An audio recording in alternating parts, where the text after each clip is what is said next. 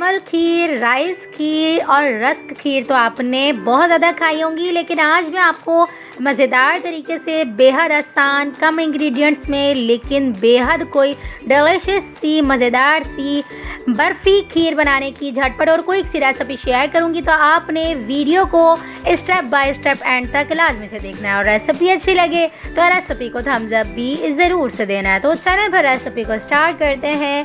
बिस्मिल्लाहिर्रहमानिर्रहीम। यहाँ पर ना हम तकरीबन भी 2 लीटर दूध यानी कि 2 किलो दूध की यहाँ पर हम जो है ना खीर बना के रेडी कर रहे हैं। तो मैं आपको ना तमाम चीज़ें मेजरिंग के हिसाब से सिखाऊंगी, जो बिगनर्स हैं ना उनके लिए बहुत ज़्यादा बेहतरीन सी रेसिपी है। मैं आपको बताती चलूँ, यहाँ पर मैंने 2 लीटर दूध में ना तकरीबन भी जो है ना यहाँ पर मैंने 200 ग्राम्स के करीब यहाँ पर मैंने चावल लिया है। चावल जो है ना टोटा ही लेना है। यहाँ पर मैंने 2 कप का इस्तेमाल किया है, क्योंकि एक मेरा कप जो है ना 125 ग्राम्स का था और एक मेरा 60 का। जो 60 का था ना उसको मैंने लेवल करके थोड़े बहुत चावल ले लिए हुए हैं, और जो मेरा 125 जो है ना ग्राम्स का यहाँ पर कप था ना वो मैंने बराबर का जो है ना चावल का लिया। यहाँ पर दोनों चावल के अंदर ऐड कर देना। ऐड करने के बाद पानी ऐड करेंगे। पानी से चावल को अच्छा सा धो लेंगे। मसल के तमाम जो है ना डर्ट्स निकालने के बाद जो है ना इस तरह से पानी में भिगोकर तकरीबन भी जो है ना आधा से 1 घंटा रख देंगे। ज़्यादा देर भी अगर आप रखेंगे ना भिगोकर तो ये चावल बहुत ज़्यादा अच्छे से नरम हो जाते हैं। जब हम नरम कर लेते हैं ना चावल, तो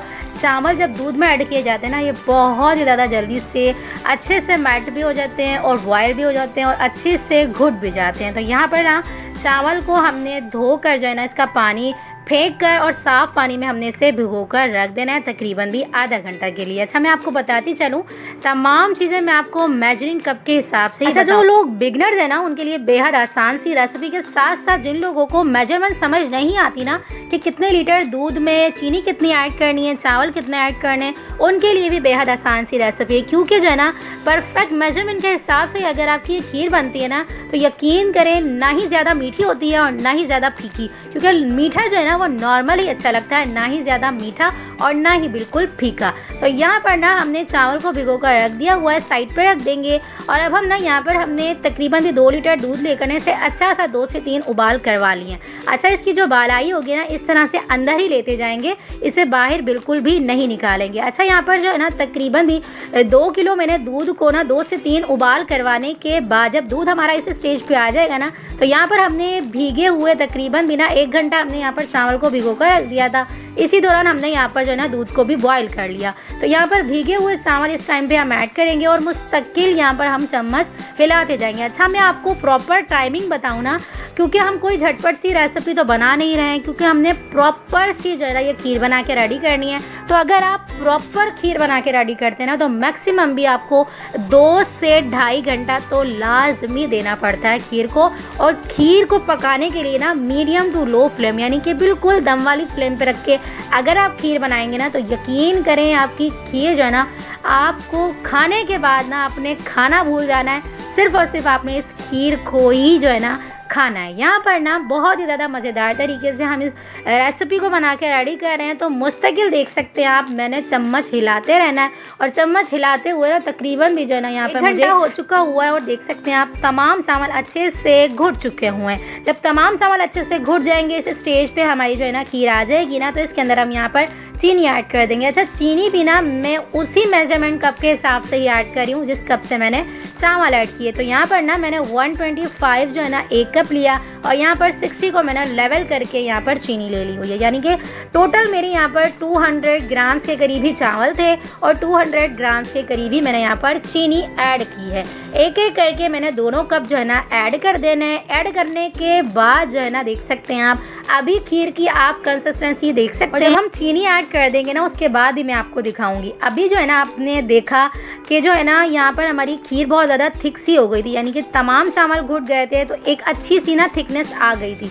लेकिन जब हम चीनी ऐड करते हैं ना तो चीनी जो है ना पानी छोड़ती है, इसके पानी से ना खीर हमारी लिक्विड हो जाती है। 1 घंटा प्रॉपर हमें हो चुका हुआ है और तकरीबन भी ना इसके अंदर हमने 1 घंटा अभी और लगाना है। इस तरह से चीनी का पानी भी ड्राई हो जाएगा और जितनी हमने जो है ना थिकनेस देनी है ना खीर में उतनी हम दे देंगे। तो मुस्तकिल हमने दोबारा से 1 घंटा चम्मच मुस्तकिल हिलाते जाना। अच्छा, चम्मच हम इसलिए हिलाते हैं कि नीचे से जो है ना दूध लगे नहीं और जला हुआ सा फ्लेवर जो है ना खीर के अंदर नहीं आए और इसी तरह मुस्तकिल चम्मच हिलाने से ना आपको घोटने की भी ज़रूरत नहीं पड़ती। इस तरह के लकड़ी के चम्मच से आपको मुस्तकिल हिलाने से जो है ना घोटने की भी ज़रूरत नहीं पड़ती। देख सकते हैं आप लिक्विड फॉर्म में अभी हमारी जो है ना खीर है, लेकिन इसे हमने तकरीबन भी आधा घंटा और भी ज़्यादा मिक्स करना है, अच्छे से घोटना है। तो यहाँ पर ना हमने इस स्टेज पे आके जब हमारी थोड़ी बहुत लिक्विडी सी होगी ना खीर, तो यहाँ पर ना हमने इलायची पाउडर भी आप ऐड कर सकते हैं। मैंने यहाँ पर इलायची को थोड़ा सा कूट कर ऐड कर दिया हुआ है, छिलके हटाकर। यहाँ पर अच्छा सा फ्लेवर के लिए मैंने यहाँ पर इलायची ऐड की है, ज़रूर से ऐड करिएगा। अच्छे से मिक्सिंग करेंगे। मुस्तकिल हमने